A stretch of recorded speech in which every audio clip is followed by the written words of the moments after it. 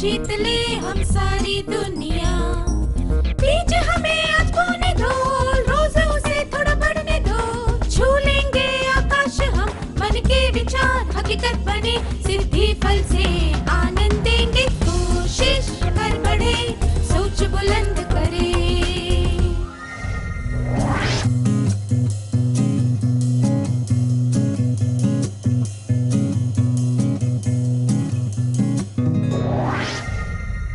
नमस्ते छात्रों, आप सबको देखकर खुशी हुई। क्या हम आज के सत्र की शुरुआत एक खेल से करें? इसका नाम है लाल, पीला और हरा। मुझे 12 विद्यार्थी चाहिए। कृपया स्वेच्छा से सामने आ जाएं।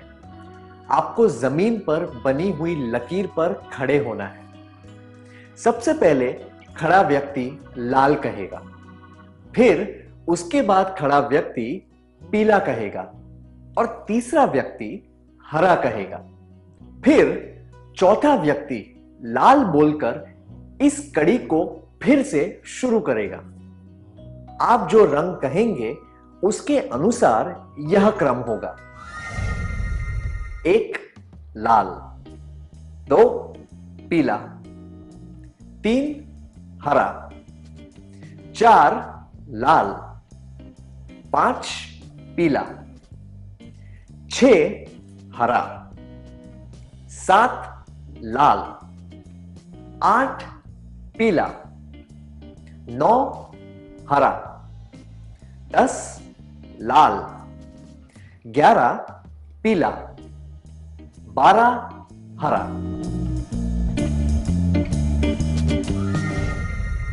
जब मैं कहूं शुरू, तब जिन्होंने लाल कहा था वे 3 कदम आगे चले जाएंगे और 4 कदम पीछे जाएंगे।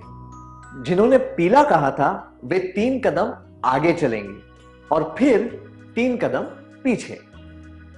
जिन्होंने हरा कहा था वे 3 कदम आगे चलेंगे और 2 कदम पीछे। जब भी मैं शुरू कहूं, तब आपको इन निर्देशों का पालन करना है, ठीक है?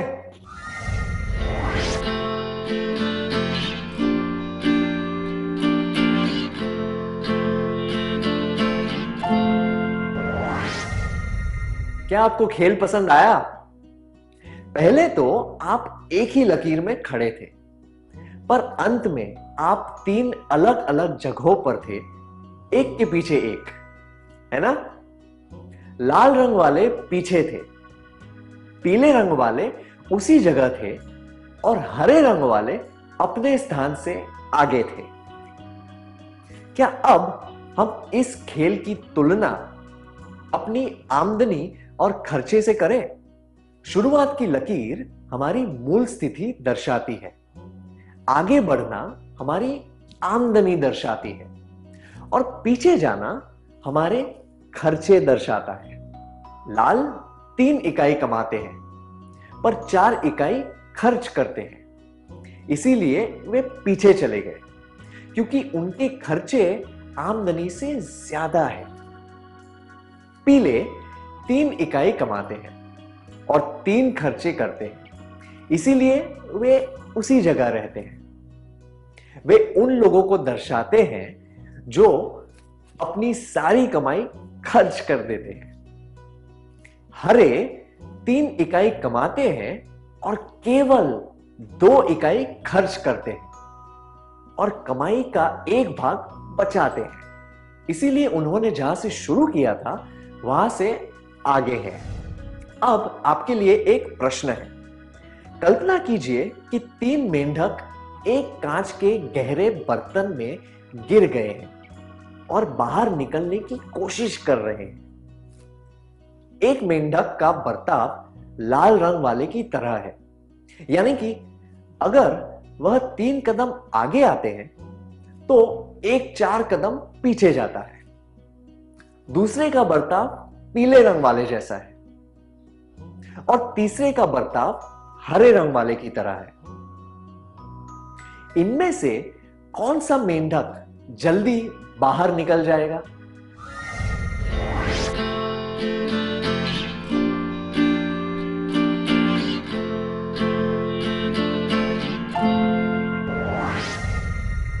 सही कहा। लाल थोड़ा आगे बढ़ेगा पर कई कदम पीछे रह जाएगा। पीला आगे पीछे करता हुआ उसी जगह रह जाएगा, पर हरा अपने प्रयास से लगातार आगे बढ़ता हुआ जल्दी बाहर निकल जाएगा। सोचिए कि अगर मेंढक की तुलना मनुष्य के व्यवहार से की गई है तो हमने इससे क्या सीखा? अपनी आमदनी से ज्यादा खर्चा करने से आर्थिक स्थिति खराब होती है। अपनी आमदनी के सारे पैसे खर्च करने से हम उन्हीं परिस्थितियों में अटक जाते हैं। अपनी आमदनी को सोच समझकर खर्च करने से हमारी उन्नति होती है। अब इस परिस्थिति पर ध्यान दीजिए। कल्पना कीजिए कि आपने 350 रुपए बचाए हैं। आप एक दुकान पर कपड़े खरीद रहे हैं। आपने 3 कपड़े देखे, अ, ब और स। तीनों अच्छे हैं और आपको पसंद भी है, पर अ में अच्छी कशीदाकारी है, इसीलिए इसका दाम 350 रुपए है। ब का दाम 300 है और स का दाम 250 है। आपने 50 रुपए रिक्शा के खर्च कर लिए और 300 रुपए कपड़े खरीदने के लिए।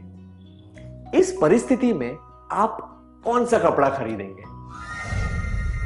1, अ के लिए 300 रुपए देकर 50 रुपए उधार रखेंगे।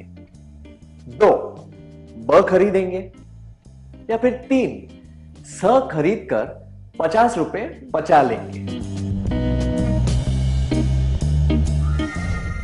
क्या आप दोनों इस परिस्थिति का अभिनय करके दिखा सकते हैं? आपको इनमें से एक विकल्प चुनना है।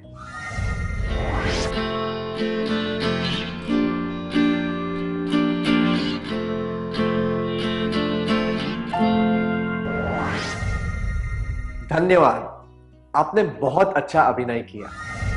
जब आपको केवल 300 रुपए खर्च करने हैं, तब 350 रुपए खर्च करना दर्शाता है कि आपका व्यवहार लाल रंग वाला है। आमदनी से ज्यादा खर्चा करना। ऐसा करने से आप पर कर्जा बढ़ेगा और आपकी आर्थिक स्थिति बिगड़ जाएगी। इस तरह के काम नहीं करने चाहिए। जब उसी किस्म का कपड़ा 250 रुपए में मिल सकता है, तो उसके लिए 300 रुपए खर्च करना यह दर्शाता है कि आपका व्यवहार पीले रंग वाला है। सब कुछ खर्च देने से आपकी कोई बचत नहीं होगी। इस वजह से आपकी आर्थिक स्थिति में कोई भी सुधार नहीं होगा। आपातकालीन स्थिति में आपके पास कुछ नहीं बचेगा और आपको कर्ज लेना पड़ सकता है। जबकि उसी किस्म के कपड़े के लिए 250 रुपए खर्च करने में समझदारी है। यह दर्शाता है कि आपका व्यवहार हरे रंग वाला है।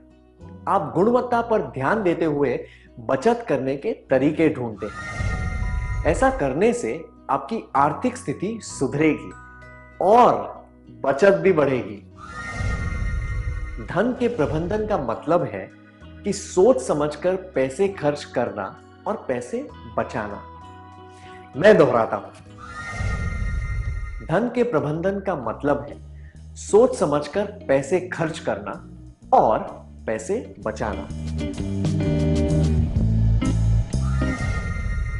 हमने यह समझा कि धन के प्रबंधन का अर्थ क्या होता है।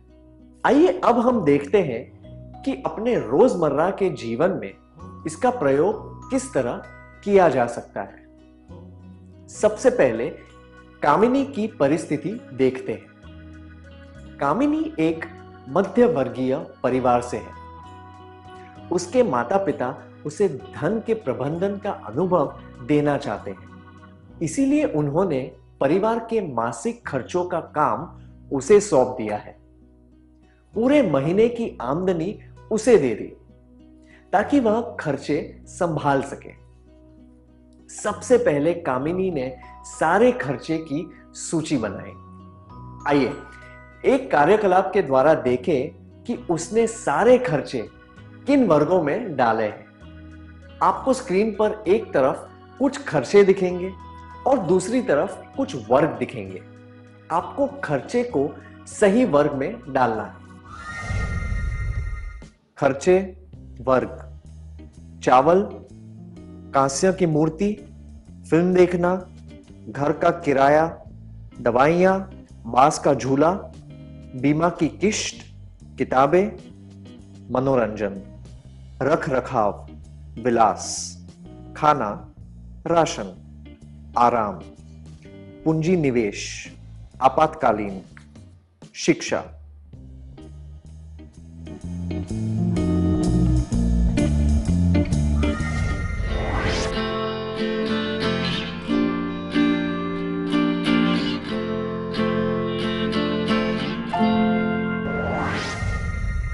बहुत अच्छी तरीके से किया आपने, धन्यवाद। क्या हम सही जवाब देख लें? खर्चे वर्ग: चावल, खाना, राशन, कांस्य की मूर्ति, विलास, फिल्म देखना, मनोरंजन, घर का किराया, रख रखाव, दवाइयां, आपातकालीन, बांस का झूला, आराम, बीमा की किश्त, पूंजी निवेश, किताबें, शिक्षा।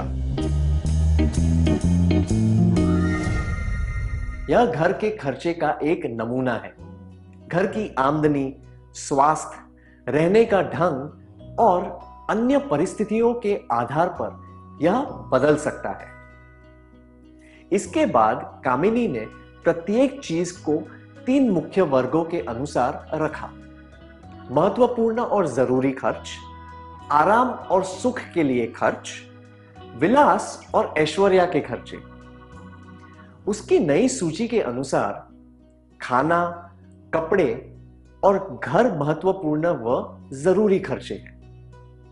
जिन खर्चों से सुख मिलता है और तनाव कम होता है वे आराम वाले खर्च में आते हैं। जो खर्च समाज में अपना ओहदा दिखाने के लिए किया जाता है वे विलास के खर्च में होते हैं।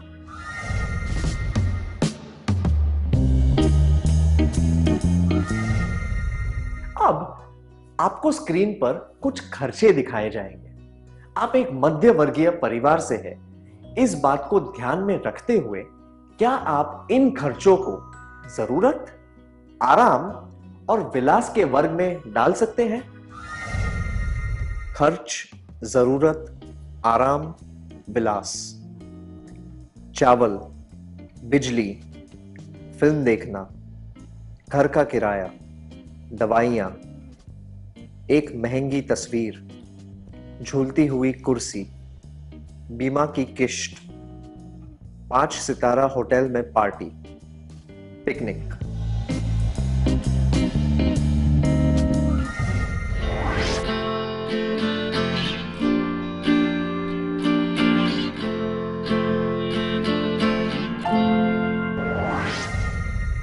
आपने बहुत अच्छी तरह किया, धन्यवाद। क्या अब हम देखें कि खर्चे को किन किन वर्गों में डाला गया है? खर्च जरूरत, आराम, विलास: चावल जरूरत, बिजली जरूरत, फिल्म देखना, आराम, घर का किराया जरूरत, दवाइयां जरूरत, एक महंगी तस्वीर विलास, झूलती हुई कुर्सी आराम, बीमा की किश्त जरूरत, 5 सितारा होटल में पार्टी विलास, पिकनिक आराम। कामिनी ने घर के खर्चे को अपने परिवार की आमदनी के अनुसार वर्गों में डाला। जैसे कि मैंने पहले बताया था, ये वर्ग हर परिवार की आमदनी के अनुसार अलग होंगे। उदाहरण के लिए, जो परिवार खुद के घर में रहता है, उसकी सूची में घर का किराया नहीं आएगा। उसकी जगह रख रखाव के खर्चे होंगे, जैसे कि प्रॉपर्टी टैक्स इत्यादि। और तो और आराम व विलास किसे कहा जा सकता है, यह भी परिवार की आमदनी पर निर्भर करेगा। कामिनी ने अपनी सूची अपने माता पिता को दिखाई। उन्होंने उसके काम को सराहा और उससे पूछा कि अब वह क्या करेगी। उसने कहा कि वह विलास के खर्चे नहीं करेगी, जरूरत वाले खर्चे पर ध्यान देगी, आपातकालीन परिस्थितियों के लिए पैसे बचा कर रखेगी। अगर कुछ पैसे बच गए तो वह आराम वाली चीजें पर खर्च करेगी। योजना के अनुसार खर्चा करना क्या होता है?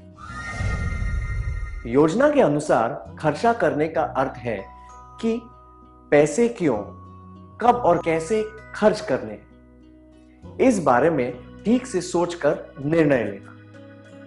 मैं दोहराता हूं, योजना के अनुसार खर्चे करने का अर्थ है कि पैसे क्यों, कब और कैसे खर्च करने हैं, इस बारे में ठीक से सोचकर निर्णय लेना। क्या अब हम इस सत्र का सार संक्षेप कर लें?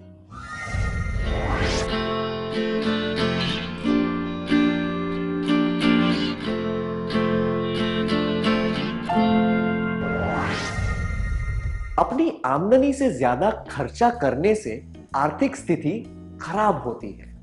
अपनी आमदनी के सारे पैसे खर्च करने से हम उन्हीं परिस्थितियों में अटक जाते हैं। अपनी आमदनी को सोच समझकर खर्च करने से हमारी उन्नति होती है। धन के प्रबंधन का मतलब है सोच समझकर पैसे खर्च करना और पैसे बचाना। योजना के अनुसार खर्चे करने का अर्थ है कि पैसे क्यों, कब और कैसे खर्च करने हैं, इस बारे में ठीक से सोचकर निर्णय लेना। अच्छी तरह सार संक्षेप करने के लिए धन्यवाद।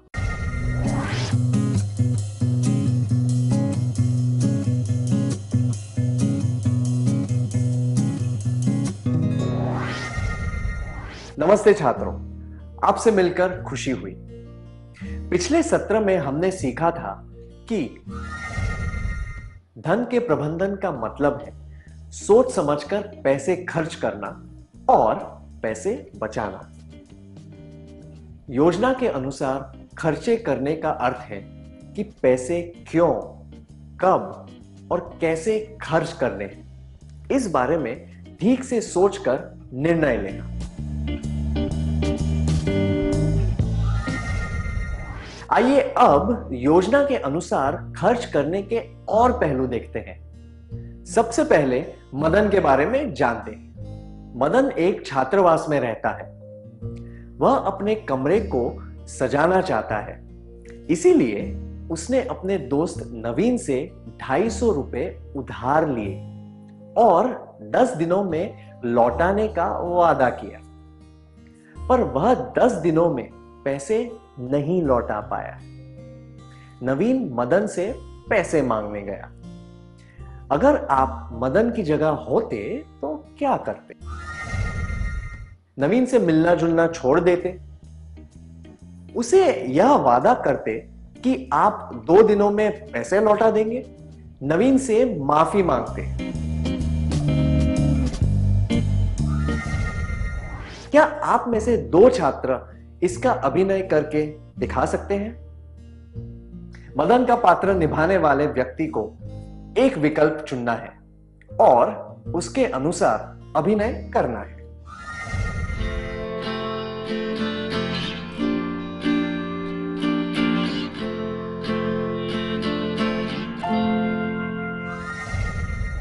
बहुत अच्छा अभिनय था, धन्यवाद। अगर मदन अपने वादे के अनुसार पैसे नहीं लौटाएगा तो उनके रिश्ते में दरार आ जाएगी।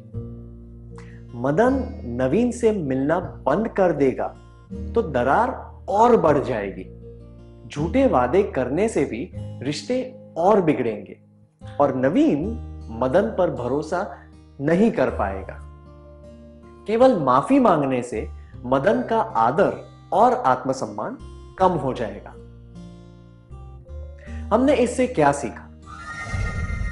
कर्ज लेने के नकारात्मक परिणाम, रिश्तों में दरार, आत्मसम्मान और आदर में कमी। योजना के अनुसार खर्च करने का एक महत्वपूर्ण पहलू है कर्ज न लेना। योजना के अनुसार खर्च करने का अर्थ है कर्ज ना लेना। अब एक कहानी से जुड़ी हुई गणित की समस्या देखेंगे। एक महान कवि था जिसने अपनी कविता एक राजा के दरबार में सुनाई।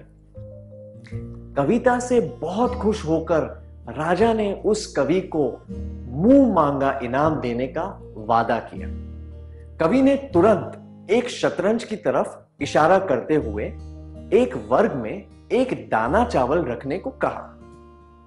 राजा ने वह कर दिया। उसने कहा कि अगले वर्ग में उसके दुगने चावल रखे जाएं। राजा ने अगले वर्ग में 2 दाने रख दिए। फिर उसने कहा कि इस तरह हर अगले वर्ग में पिछले वर्ग के मुकाबले दुगने चावल रखे जाएं। राजा उसकी यह सरल सी इच्छा सुनकर आश्चर्य में पड़ गया, पर राजा ने उसकी मांग स्वीकार कर ली।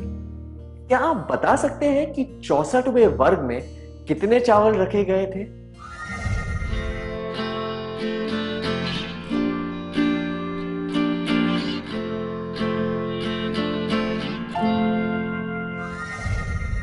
क्या आपने हिसाब लगा लिया? आप नहीं लगा पाए, है ना? क्या हम कंप्यूटर की मदद से इसका हिसाब लगाएं?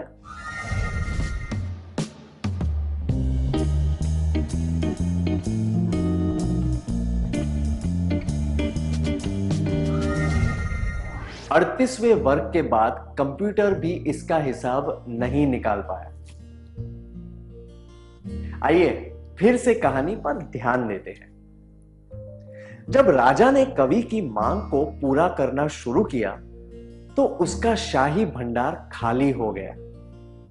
इसके बाद ही राजा समझ पाया कि उसकी इच्छा इतनी सरल नहीं थी जितनी की दिख रही थी। पूरा राज्य मिलकर भी वह इच्छा पूरी नहीं कर सकता था।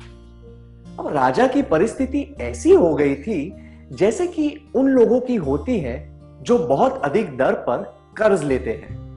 कुछ अनियोजित क्षेत्र में ब्याज की दर इतनी ज्यादा होती है कि वह मूल राशि से भी अधिक हो जाती है। इसीलिए किसी आराम या विलास की चीज को खरीदने से पहले यह सोच लेना चाहिए कि इसके लिए कर्ज लेना चाहिए या नहीं।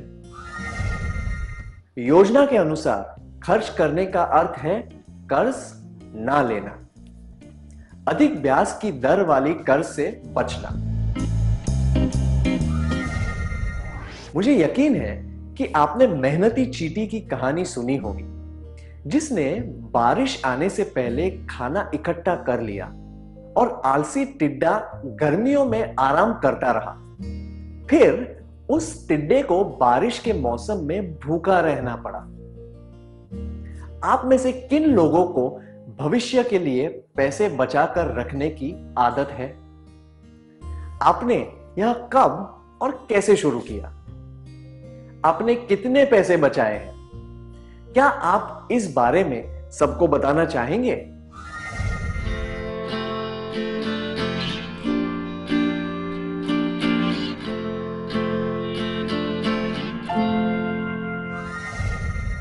अपने अनुभव बताने के लिए धन्यवाद। जेब खर्च से कुछ पैसे रोज बचाए जा सकते हैं और उन पैसों से आप अपनी पसंद की चीज खरीद सकते हैं। आप बैंक या पोस्ट ऑफिस में एक बचत खाता खोल सकते हैं। उन बचे हुए पैसों का आप उचित समय पर सही इस्तेमाल कर सकते हैं। आवर्ती बचत खाता भी एक विकल्प है। हर महीने आप एक निश्चित राशि जमा कर सकते हैं और एक निश्चित समय के बाद आपको वह राशि ब्याज के साथ वापस मिलती है। इस तरीके से आप भविष्य में आने वाले किसी खर्चे के लिए उन पैसों को काम में ले सकते हैं। उदाहरण के लिए आवर्ती खाते के पैसे से आप उच्च शिक्षा या घर की मरम्मत, रंगाई इत्यादि इसके लिए पैसे बचा सकते हैं। हमेशा ऐसे बैंक में पैसे डालने चाहिए जो जाना पहचाना और विश्वसनीय हो। योजना के अनुसार खर्च करने का अर्थ है कर्ज ना लेना, अधिक ब्याज की दर वाली कर्ज से बचना, बचत की आदत डालना। आइए अब विनीता के बारे में जानते हैं। विनीता की चचेरी बहन की शादी होने वाली है। विनीता उसे एक घड़ी देना चाहती है। वह एक घड़ी की दुकान पर गई जहां से उसने पहले भी 2 दीवार घड़ियां खरीदी थी। घड़ी खरीदने के बाद उसकी नजर एक मेज घड़ी पर गई जिसकी डिजाइन बहुत सुंदर थी और उसकी धुन भी बहुत प्यारी थी। दुकानदार ने विनीता को उस घड़ी की खूबियां बताई। विनीता को बहुत मन हो रहा था कि वह घड़ी खरीद ले। अब मैं चाहता हूं कि आप में से 2 छात्र इस दृश्य का अभिनय करके दिखाएं। अंत में आपको दर्शाना है कि विनीता ने उस घड़ी को खरीदने का लोभ छोड़ दिया और दुकानदार को धन्यवाद देते हुए घर चली गई।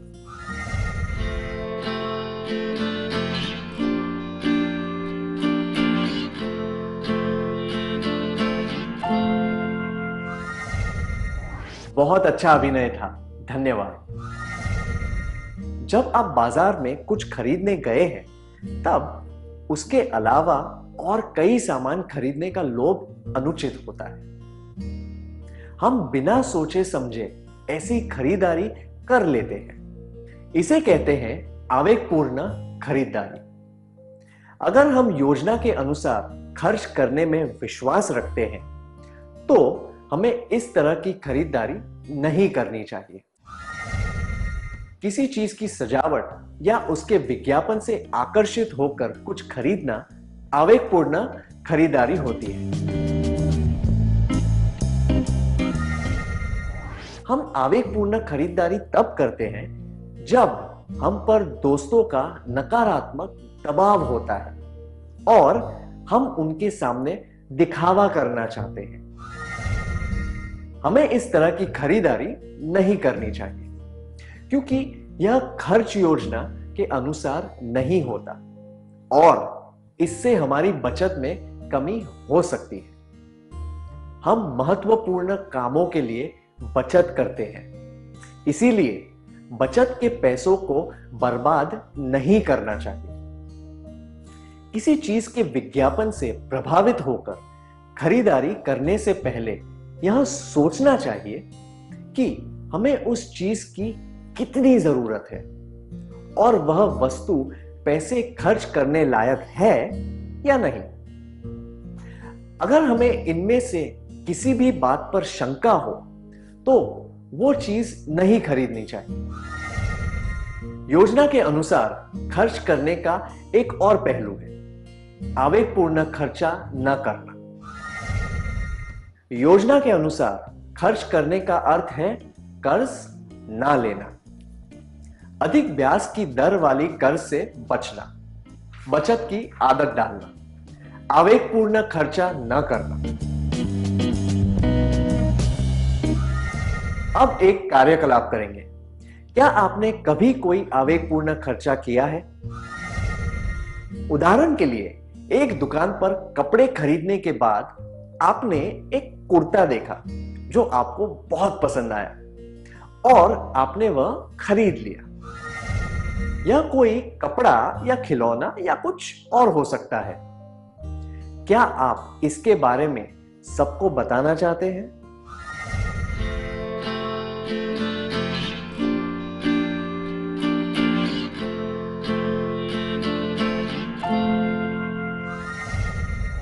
अपने अनुभव बताने के लिए धन्यवाद।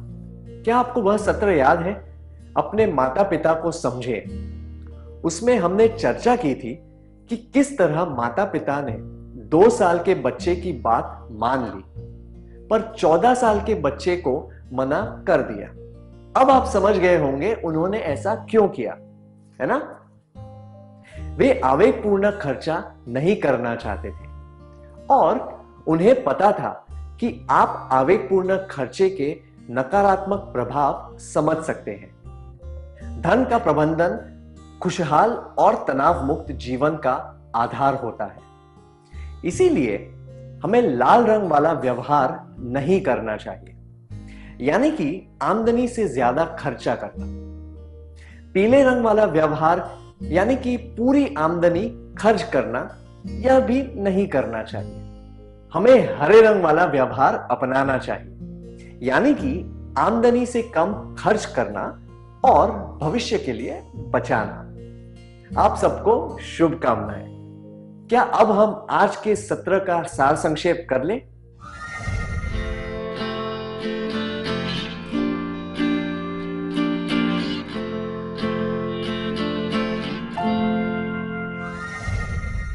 अपनी आमदनी से ज्यादा खर्चा करने से आर्थिक स्थिति खराब होती है।